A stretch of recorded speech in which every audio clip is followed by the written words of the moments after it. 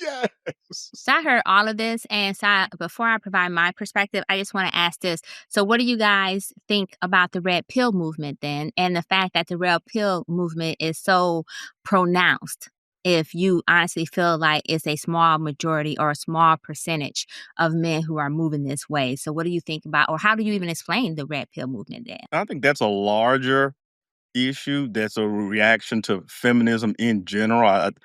Those guys are in that camp a little bit, but I don't think they're just that's a driving of the red pill movement because we don't like women, and that's the base of it. Now that premise, I just flat out reject. Yeah, and I'll just kind of briefly say that much like what Jay was saying about the marketing problem on that side, it's like because people are pointing out certain things, it's automatically we don't like. I think we got to be able to separate between criticizing, whether it be that automatically means you don't like something. I mean, I think honestly, a lot of people like something that they criticize. So I don't think that it's a matter of the red pill movement or whatever. I think it's kind of blown out of proportion. But I certainly do think I'm going to bounce past it to you because I want to be more toxic and go back to something that T has said. So go ahead, Esther, there before. Let me hear. See, now I'm concerned. How do we know, girl? I'm going to tell you how we know. Because I actually had another question that I had. So the next question, so that was just the first part of the clip. The second part of the clip actually talked about finding a capable wife and how women end up being dependents versus a partner because the man was only looking at her sexually versus liking her emotionally and physically, right? I mean, emotionally and spiritually.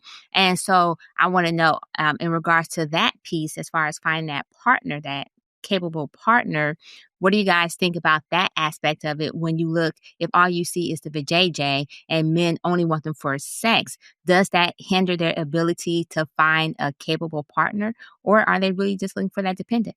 That sounds good what he was saying, right? And honestly, in my own lived reflection, I do give a lot of credit to my wife in terms of who I am today.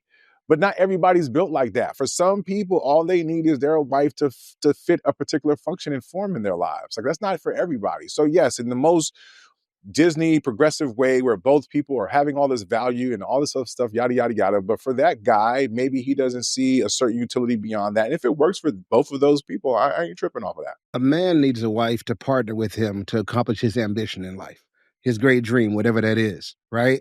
Now, she can't help him and partner in his dream if she doesn't understand his dream, right? But that's a whole nother thing.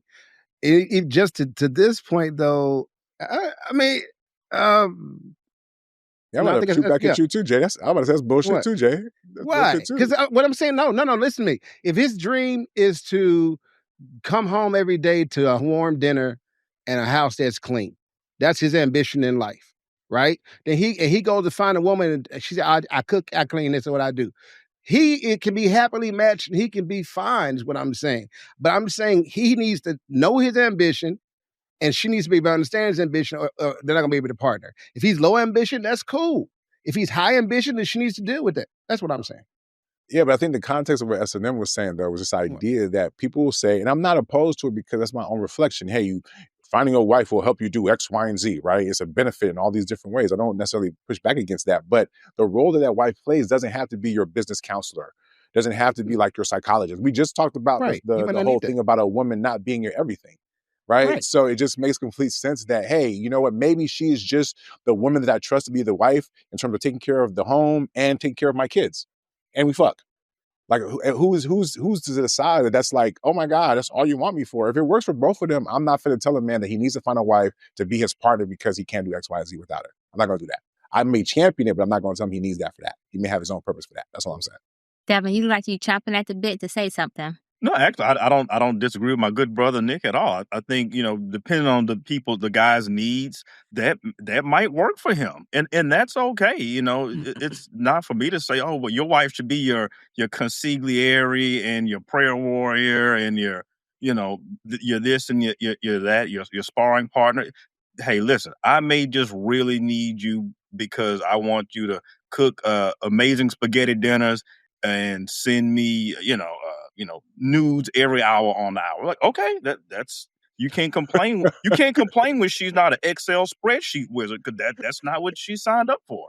Exactly. That's not the utility you put her in That's place. not what she good at, huh? Right, you just wanted that box and maybe that that's cleaning. what you want. So that's what you got. That's what you get. That might have been all you needed.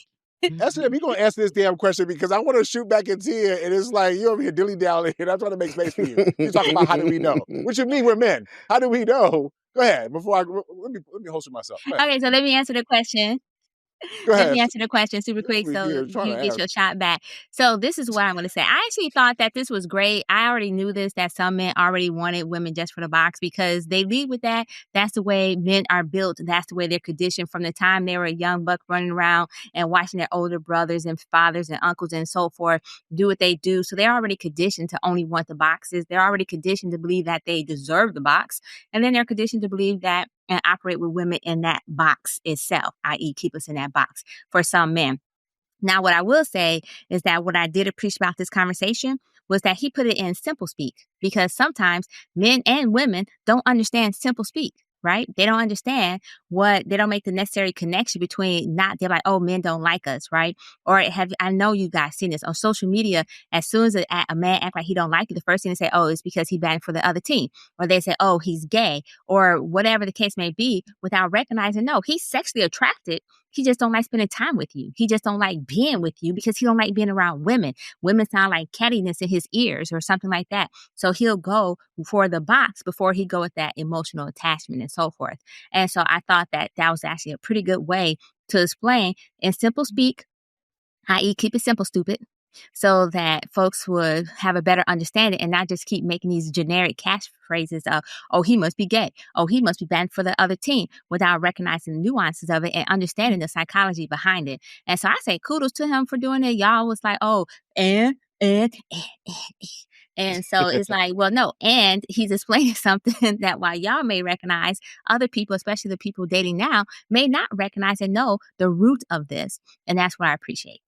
Yeah, but here's the thing, right? Because y'all women act like, as men, especially those of us who are privileged to move a certain type of way of being in the company of other men who have had experiences. You ask us, how do we know? How would we not know? I get that y'all think y'all have an intimate experience, and that's true, because that's a whole different vibe. And yes, men are not always being honest in certain ways to other men in regards to what's going on. But for those people who are only basing their information off of what people say, shame on them. That's not what I'm basing my information on, right? I'm basing my information on, I've seen guys pretend that they have no feelings whatsoever, and then like the minute that something happens and it's clear they got feelings. You know why? Because as much as they're saying one thing out of their mouths, their actions are saying something different, right? Men will pretend. We have been conditioned to pretend like we don't care to a certain extent. And in fact, sometimes when we show that we care, maybe it's seen as a weakness, or some of y'all don't like that, or it's not as attractive. But it doesn't mean that men don't care.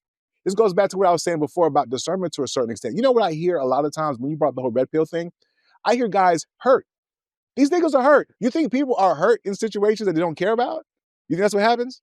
No. Like, these people are hurt for situations that they actually do care about. And they don't know, some of them, maybe not all, but a lot of them just don't know how to articulate their hurt or how to process their hurt. It's no different than what I was saying about Joy Taylor in terms of her being triggered. These guys, some of them, many of them, and men, women or whatever, are having bad experiences. So what I hear from them is hurt. If you just listen to them for face value, then yes, maybe you'll assume that, oh, they don't like women. No, they've been hurt by women. Many of them have. Right? And maybe because of that, they may have a dislike for women. But at the core of it, if they had a chance to sniff or to be in the presence of, or maybe get a little, their whole dispositions would change. You dig what I'm saying? People talk a lot of shit when they're not getting what it is that they feel that they want. So that's why that's why I say I do not believe it's a large number of men who don't like women for real. There's a large number of men who are not capable of communicating their life for women. There's a whole bunch of men who have been stifled or who've been taught to kind of bottle their emotions. There's a whole bunch of men who are hurt and are displacing their hurt for what their mama did to them, to the women that they're dealing with in their lives. But that does not mean that there isn't some genuine affection and connection for these men. It does not mean that they're gay, right?